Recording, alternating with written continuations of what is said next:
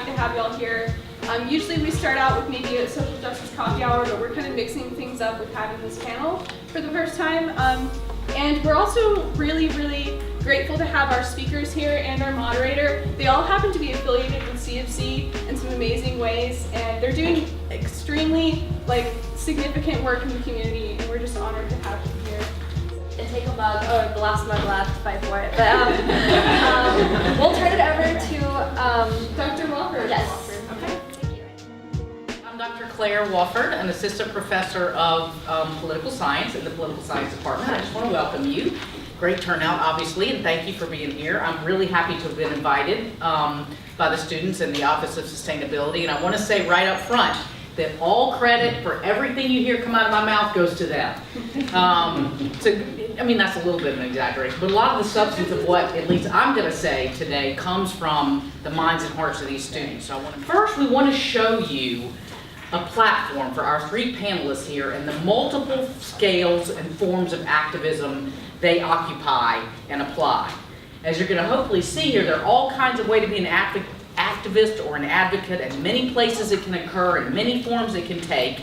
And our first hope is that by showing you a range of what the activities we have here on this panel, it can inspire you either to model or copy what you see them doing and what fits with your life, or perhaps even better, to discover your own way to become an advocate. Secondly, and a little bit more specifically, the panel is going to be taking a critical approach to how the recent protest activism events, I'm talking about Charlottesville, St. Louis, even all the way back to Ferguson, have been covered in the media. And what we're really interested in here is the intersection between privilege and activism.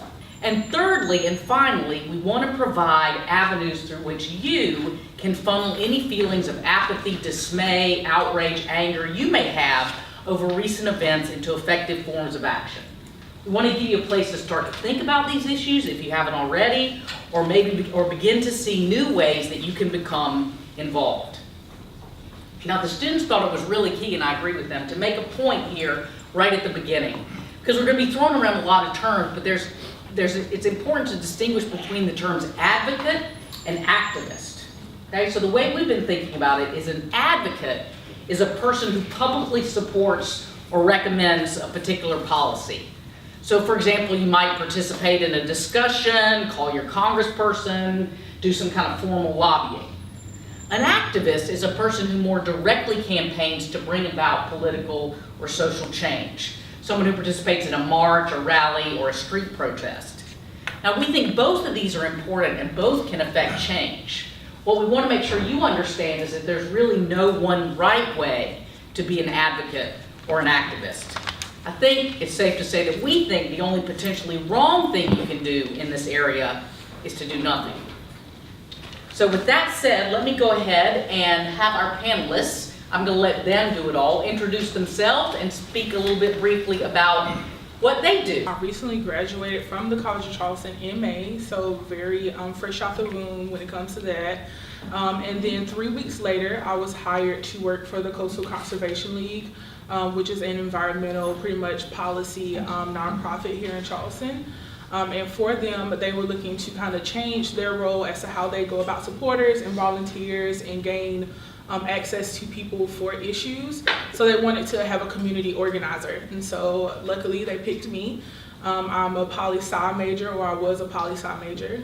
So it was right around the realm of what I wanted to do. I decided to take some time off before going to law school. And so I think it's been a great fit since.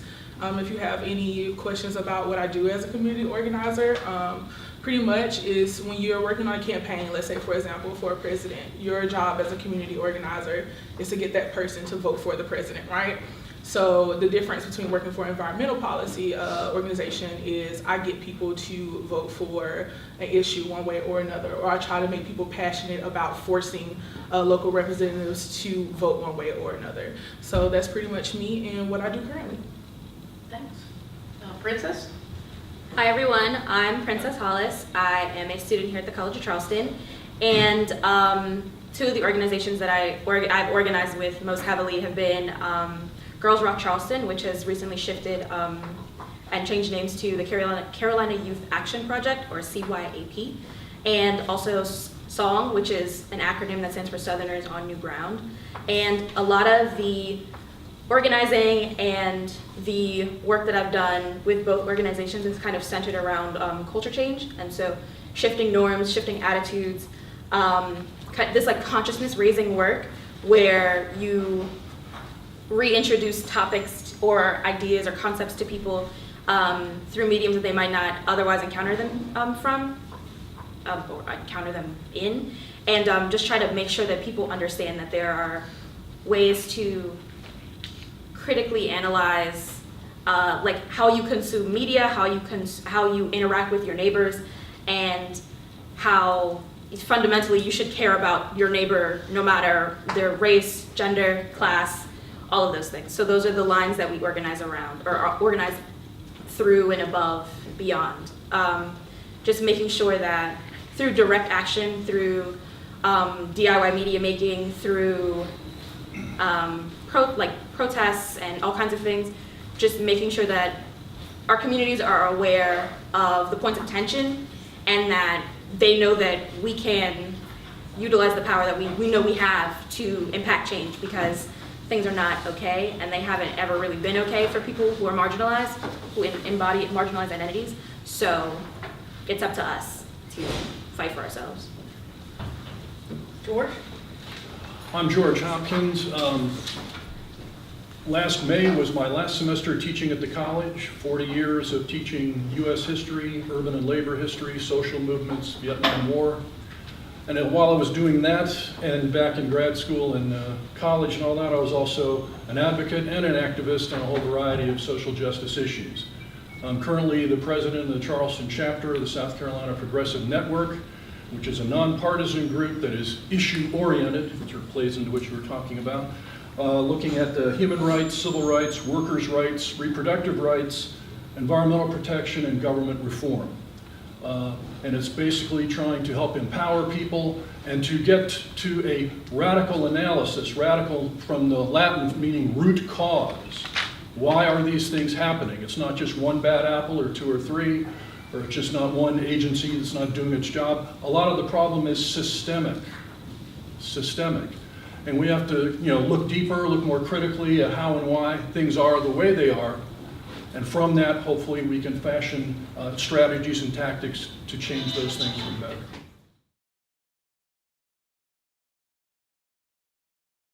For me, even though I work for an organization that focuses on sustainability and environmental sustainability, my personal passion is racial injustice, and that played into why I chose to work for them.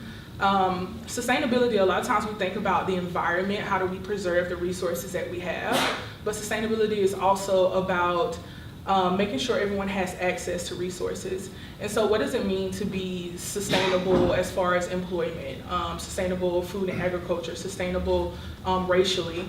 All those things play into how we look at the preservation of our world, our universe, and kind of what we live in.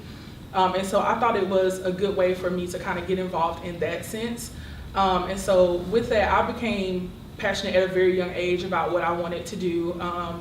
As long as I can remember, my mom said I always wanted to be a lawyer, and that's never changed. But for me, what makes me passionate is seeing injustice done to people. I think it's just unfair. I think we all deserve access, we all deserve rights, we all deserve the equal of everything. And so for me, that's what makes me passionate. And I think even right now, you know what you like and what you don't like. Even if you can't tell me right now for sure what you want to do with your life, you know for sure what you don't want to do with it. And with that said, you can kind of tick off the boxes of, okay, I may be interested in this or I may not be interested in this. But I think the world in general is about putting something into it, providing something. I think we are all here for a purpose. Whether you're religious or not, I think all of us have something that we're supposed to do while we're here. And you're supposed to affect some portion of the world. And for me, I felt like my portion was to be an activist or an advocate in any way that I could in the places that I was passionate about. I grew up in Chicago, in the Chicago suburbs, but then when I was about 12, we moved to Northeast Ohio. I graduated from high school in 1965. I know that seems like ancient times. But what's happening in the few years before I graduate, here I am in Northeast Ohio, in what I now recognize as an enclave of white privilege in a suburb, watching what's going on in the South with the civil rights movement, with the sit-ins, freedom rides, Mississippi Freedom Summer. And I became more and more concerned about all this because it didn't match everything I've been taught about this country being liberty and justice for all. We're a great country, we treat everyone fairly and equally. No, we don't. And you see it every night then on the television. Also the beginnings of the heavier involvement of the United States in Vietnam. So it's both the civil rights movement and the anti-war movement that really galvanized me into action. And also reading about existentialism, the notion that if you see that there's something wrong, you understand that it's wrong, and you don't do anything about it, then you're complicit in it. You're complicit innocent. You're no longer an innocent bystander. So you need to do something about it. Now, what you're going to do, how you're going to do, that's a whole other kettle of fish we'll be talking about.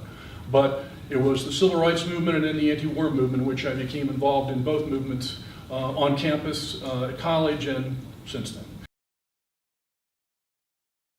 I'm both an advocate and an activist, because what I have found is I can't be an activist for every good cause.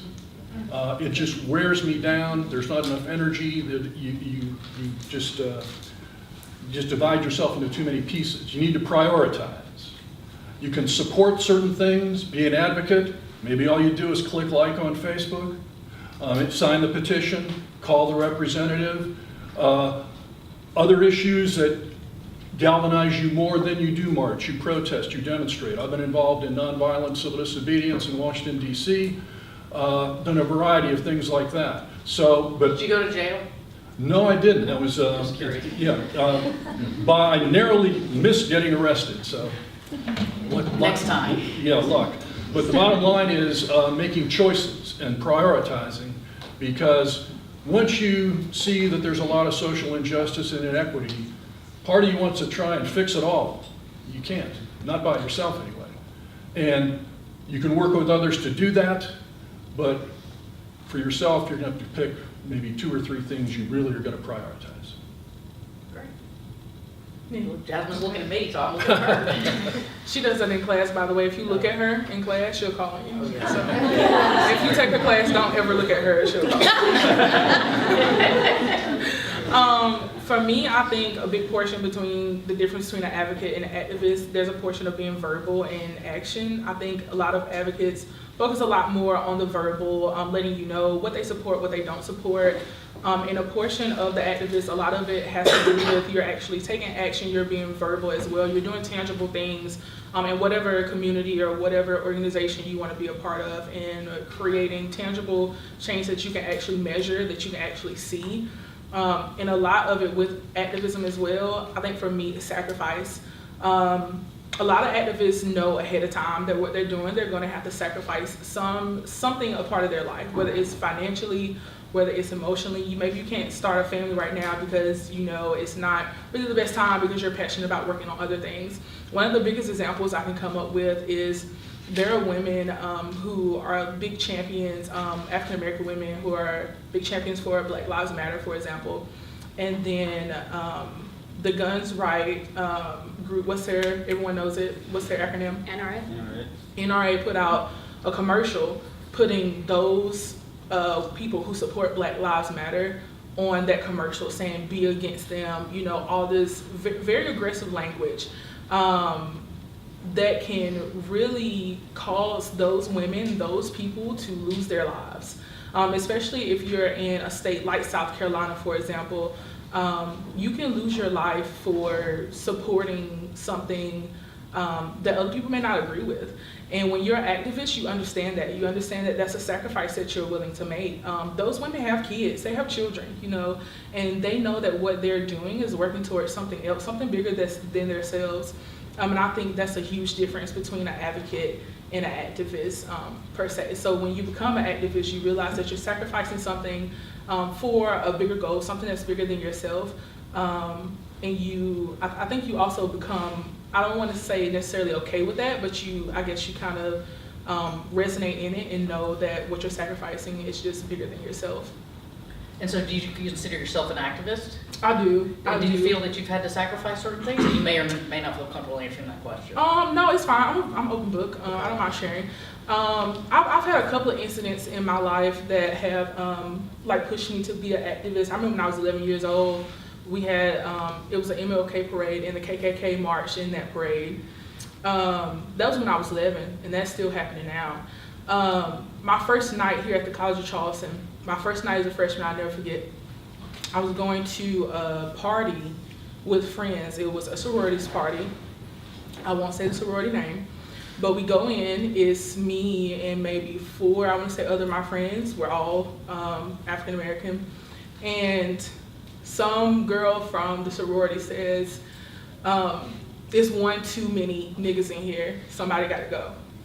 And I say the word because, you know, I think shying away from it, especially, I actually said, I thought about contemplating that today, whether I would share that story or not, and whether I would actually say the word or would I say N-word. And I think you need to know that, you know, there are certain aspects in your life that are very protected. For example, you know, in a sense, we're kind of in a bubble here at the College of Charleston. And once you're outside that bubble, there's very little protection.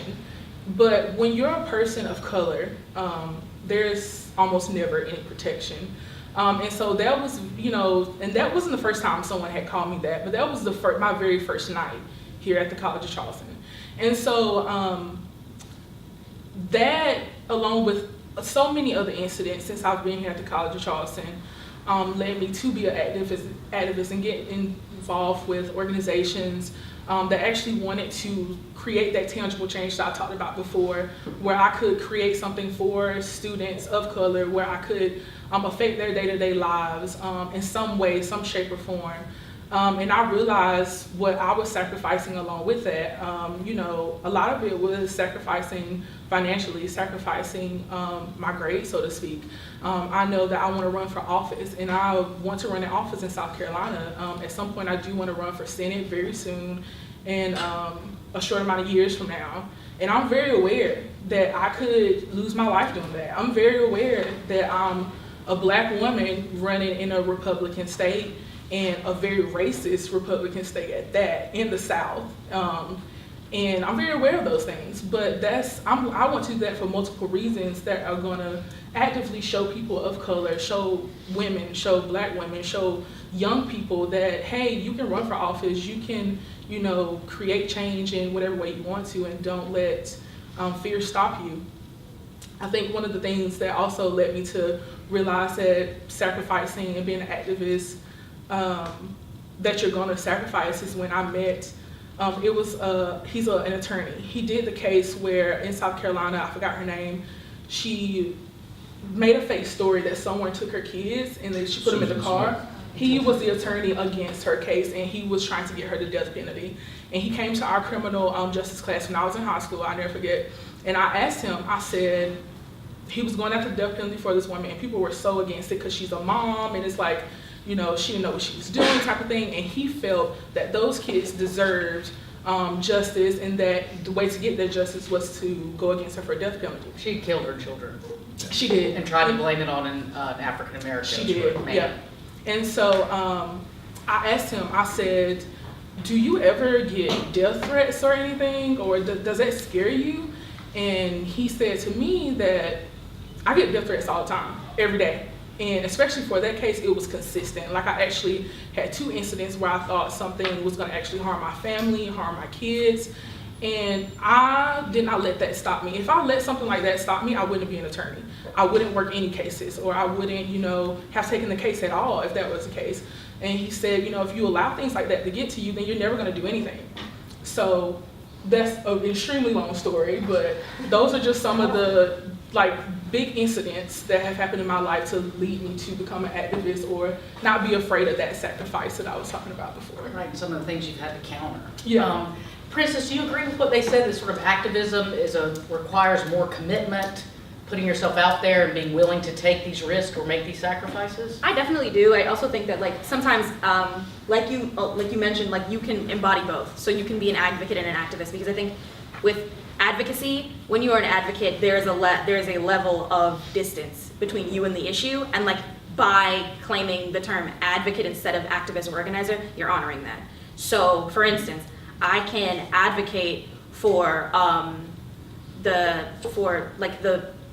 can be against the repeal of the DACA all I want to be. I can be an advocate for that and organize around that issue, but at the end of the day, I am not a DACA recipient. I am not someone who is here on a visa, so I can't really, it doesn't resonate as hard with me because I don't know that lived experience. I don't know what it's like to live as an undocumented person. I don't know what it's like to literally have to show your papers like we're in the 1800s, or well, not even the 1800s, like in the 1900s. Again, you know, so I don't know that lived experience, so I can't claim that, but I can speak to it. I can't speak, but I also can't speak for anyone.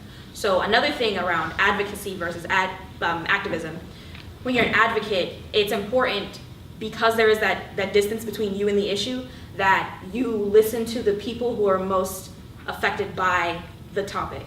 So if you support Black Lives Matter and you want to make that apparent to folks, that's all fine and dandy, but you have to make sure that you're not speaking over Black folks or speaking for Black folks. You need to listen to what Black people are saying. It's one of those things where like people will say, oh, you know, I support this topic, I support this issue, and I just want you to educate me, I just want to learn, I just want you to teach me. And you're immediately putting that person first of all, in an uncomfortable situation. Second of all, you're posturing them as if they are a teacher, which sometimes people are just like riding out their lived experience. Like sometimes I don't have the vocabulary to explain to you what it means to be queer, what it means to be Black, what it means to be this, what it means to be that. Sometimes I just live my daily life and I encounter a lot of bull crap, and I know how I feel about what's happening to me, but like I said, like back in high school, I had to find the language for that. I had to figure out how to speak like this in order to get to a place like this, because people aren't going to want to entertain you if you don't have the language, you know? So I think with advocacy, it's important to like know the issue, but also know the people who are affected by the issue. And with activism, it's important that you are aware of the fact that you will have to make sacrifices and that you will also be put in very tense situations. So, for example, when we did a lot of our like high-profile direct actions as Song, there were a lot of times when we were in rooms together, the core organizers of the rallies or the marches or the banner drops or the protests, and we were like, we know that police presence is going to be there because a lot of us are Black. What are we gonna do about that? Who is gonna be the police liaison, right? So who is gonna be the person who puts themselves in between the protesters and the police and says, hey cop, I know you're angry, let me talk to you about what we're doing and why we're out here, right? Exercising our rights. Who are gonna be the people who are gonna be on the front lines, or not necessarily the front lines, but who are gonna be people who are most likely to get arrested? Because at some point you're gonna do actions that are gonna put you at risk to be arrested, or you're gonna have to know that when you go into this situation, there is going to be military presence, not just police presence. Like in St. Louis, they brought tanks out, they brought National Guard out. Like who of us is willing to risk arrest, is willing to risk being detained, possibly indicted? Who is willing to risk jail time? Because that's the reality of organizing. Those are the stakes that we are faced with at this point. So when you're doing activism, when you're organizing, an activist and an organizer are not interchangeable, but a lot of times like people who like organize communities and organize around issues, they do a lot of activist work. It's about coming to terms with the reality of the situation that you've lived in it most of your life, or you've become conscious of the fact that that's the state that you were living in. Because sometimes you don't realize it. You know, you grow up in a place like South Carolina, and sometimes you don't realize that it's like not the norm to like be a victim of hate crimes, or you don't realize that you don't realize the stakes of what's happening in your day-to-day life until you wake up or you get woke, you know? But somebody had to say it. But yeah, like activism requires a lot more risk. Like we did the march for the Charleston 9, and the folks who wasn't the march. We shut down the bridge, the Arthur Ravenel Bridge, and some of the 4 folks who risked arrest and got arrested and were detained in jail, 2 of them were black, and both of them had death threats sent to them, and they had nooses put on their doorsteps, and they had people watching them and following them. And another instance is, it's Pride.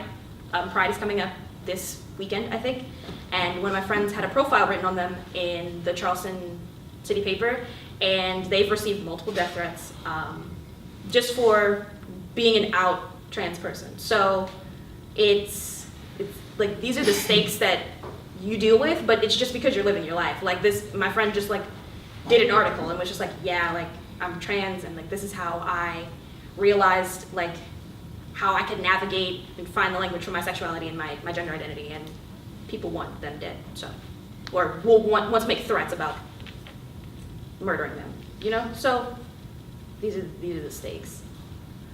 You have to be aware of that. Let me just confirm something before we scare everybody half to death. Yeah. Advocacy. You really. Am I correct in assuming that all of you do it anyway?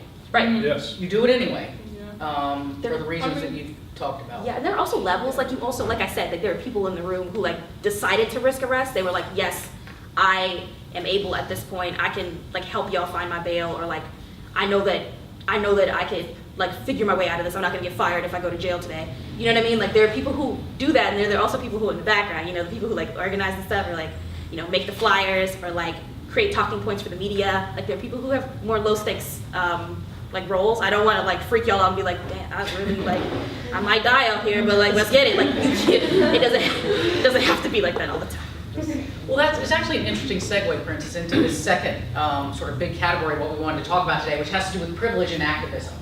And as the students point out, and this again, I want to give them credit, this is their example, it takes a certain level of privilege to be able to be the law student who goes to work for a nonprofit or does an unpaid internship. A good example of the way privilege can be leveraged, right, especially speaking to a room of predominantly white folks, is when we did black brunches here. What we would do is we would have a script that we would chant when we would take a space. You want to say a little bit what black brunches are? Yeah, so you go into a space, usually in this case a brunch space, obviously, and we went into like these upscale fancy restaurants where people think that like nothing is ever gonna happen to me. Like I'm gonna drink my like $27 mimosa, and you know, and I'm fine. I do wheatgrass shots. Like I'm a good person. I'm in a good place in my life, you know. And so we go into the space, all of us, and we get into formation. Usually we take like the main dining room. We just all stand in a circle, like obviously we're flanking tables, right? So you can when you see like a line of people come into the restaurant, just like stand around you, you're kind of like, what's going on here? And then we do a chant and a speech. And when we did our black brunches, they were around like Walter Scott and the fact that all these black people, all of these unarmed like black people were dying, were being murdered, were being victims of police brutality and victims of like interpersonal violence, racially charged violence, and there was no justice.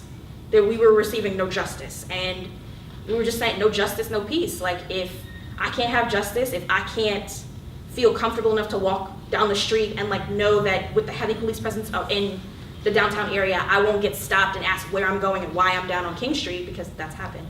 If I can't live my life peacefully, you can't either. So you're not going to enjoy this brunch. So you do that, right?